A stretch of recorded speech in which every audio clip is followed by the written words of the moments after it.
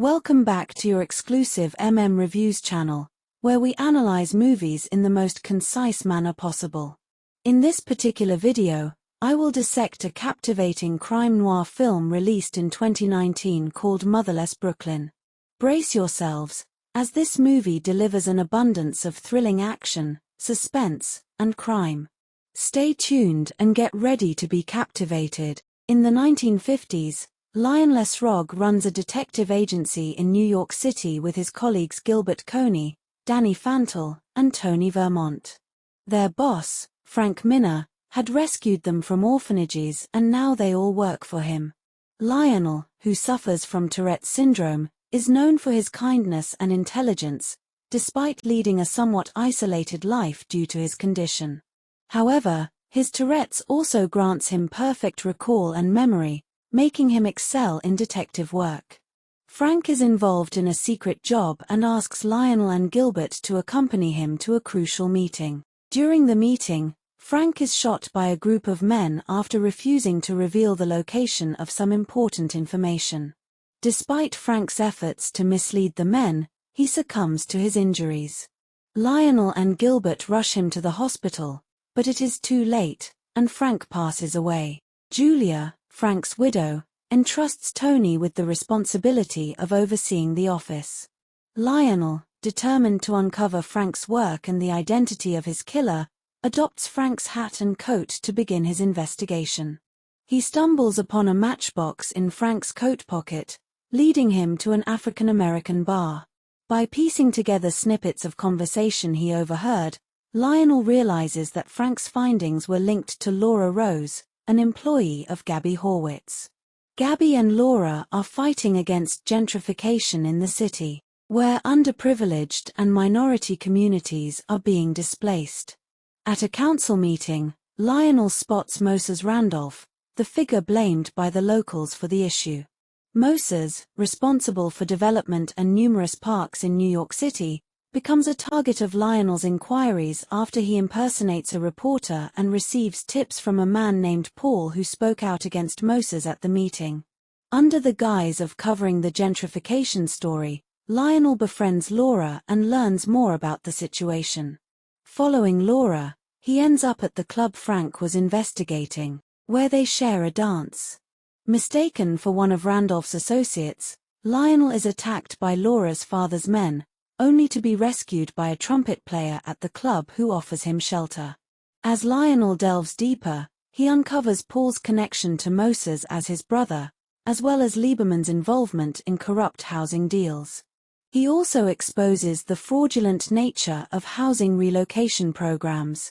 Meanwhile, Paul, an engineer striving to aid the city and at odds with his unethical brother, presents Moses with a transformative renovation plan for the city. Lionel receives a phone call from Laura's father, who expresses his apologies for the attack and reveals that he now realizes he was affiliated with Frank's group.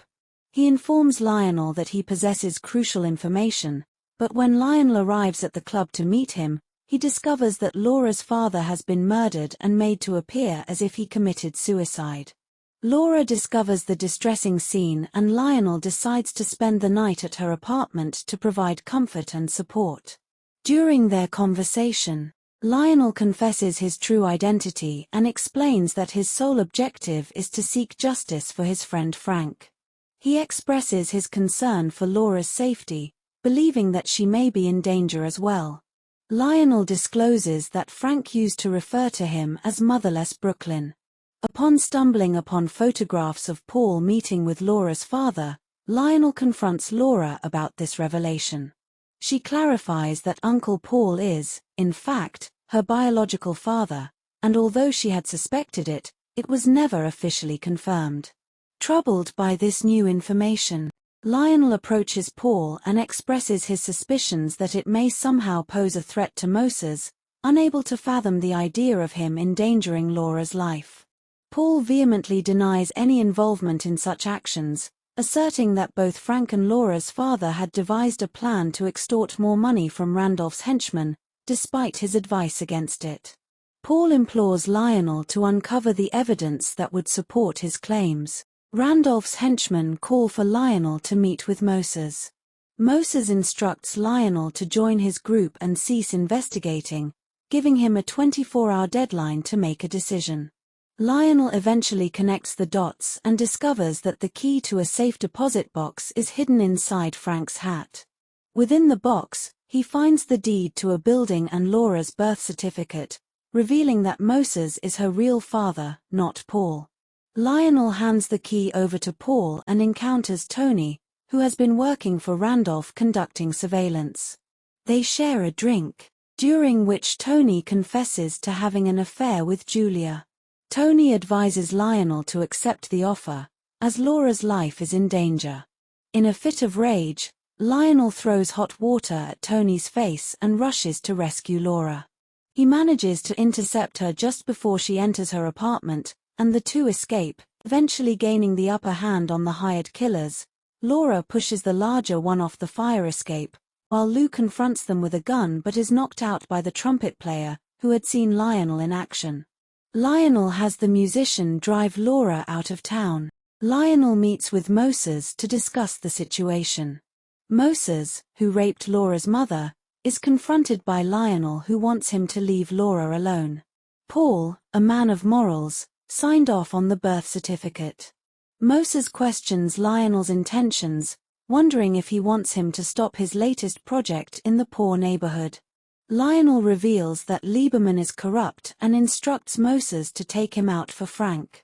Moses acknowledges Lionel's message and praises Paul's plans, but the next day, he denies them out of spite. Lionel then drives to the property left to him by Frank, where Laura is waiting. Thank you for sticking around until the end of this review. As the film wraps up, I am thankful for your support and would appreciate it if you could give this video a thumbs up, share it with your friends, and subscribe to my channel.